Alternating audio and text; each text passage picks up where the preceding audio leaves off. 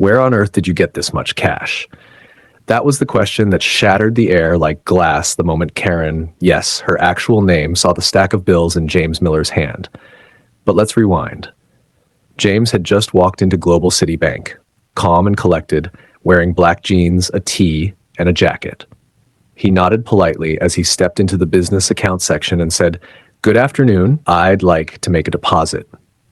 But the woman at the desk, a white teller with judgment already in her eyes, looked him over from head to toe and snapped, "Oh, this is for business clientele. The regular line is out there." James didn't flinch. "I'm in the right spot. I just left the studio. Anyways, I need to make a deposit." He took a seat, opened his bag, and calmly handed over a bundle of cash.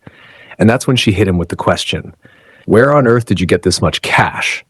James responded without hesitation, "From my business." But Karen wasn't having it. She narrowed her eyes. "Look, before we go any further, I need to see some ID." Funny, because the last guy, a white man in a suit, walked in and out with no questions. Still, James obliged. He pulled out his wallet and handed her his driver's license. Karen looked at the ID, frowned, and looked up at James. "Is this really you?" James met her eyes and answered, "Yes, it's really me." She stared for a moment, then pushed further. "I need to see another form of ID." James raised an eyebrow. "What for? This is the first time I've ever been asked that." Karen replied flatly, "Well, according to bank rules, I have the right to ask if I suspect any suspicious activity. Have you ever been treated like a criminal just for looking a certain way? What would you do if you were in James's shoes?" If you believe no one should be treated differently because of how they look, hit that like button and subscribe to Story Arc. And let us know in the comments, where are you watching from? James leaned back slightly, watching her. Suspicious activity, but instead of arguing, he reached back into his bag. "You know what? Never mind. This is my college ID. That should work." Karen stared down at the college ID like it was a prank. Her eyes squinted, then she scoffed. "Stanford? You honestly expect me to believe you went to Stanford? This ID looks fake. I'm going to need to see a passport or something more official." James was starting to lose patience now. He kept his voice calm but firm. "Why would I carry a passport to the bank?" Karen's face twisted like he just insulted her. "Oh, you want to be a smart guy?" she snapped. Then she turned and called out, raising her voice across the floor, "Stella, can you come in here, please?" Moments later, another white woman entered the room, this one wearing a blouse and glasses. Stella walked up to the desk, clearly confused. Karen didn't waste time. She held up the Stanford ID and asked, "Does this look real to you?" Stella leaned in, took one look, then nodded. Yeah, that's definitely real." Karen's smirk vanished instantly. Her mouth tightened as she muttered, "Okay, thanks." Without another word, Stella walked out. Karen turned back toward James and said coldly, "I need to count this." She began feeding the stack of bills into the machine. James sat back, keeping his cool. Then he reached into his bag again and pulled out something else. "Oh, I'd like to deposit this too," he said, sliding a check across the counter. Karen glanced down at the paper and froze. Her entire face changed.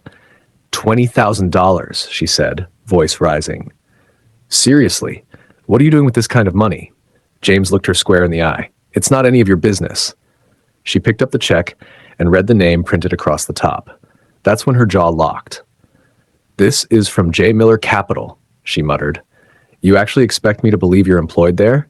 This is a fraudulent check, isn't it?" But James didn't so much as blink. "You're more than welcome to call the company and confirm yourself. Have you ever had someone look you in the face and try to tear you down just because they couldn't imagine you being successful? If you believe success has no skin color, go ahead and like this video and subscribe to Story Arc for more true stories like this one." Karen, meanwhile, leaned over the desk and said with disgust, "Oh, please.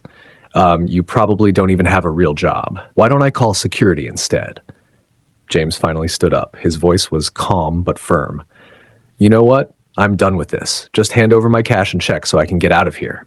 As James stood up and asked for his cash and check back, Karen's face twisted with defiance. She didn't hand him anything. Instead, she reached under the counter and hit a button. "Security," she shouted. Within seconds, a tall, muscular black security guard walked through the door. His presence filled the room, but his tone was professional. "Is everything okay?" he asked, glancing between the two of them. Karen pointed straight at James, her voice loud and dramatic. No, it's not. This man handed me a fake ID, lied about where he works, and now he's trying to cash a fraudulent check.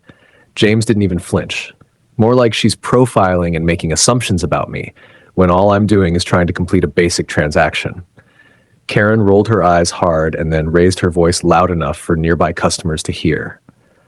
You people are so typical, always using race as your get-out-of-jail-free card. I know a crook when I see one. The room went quiet. James looked her dead in the eyes and said, Everything you just said couldn't be further from the truth.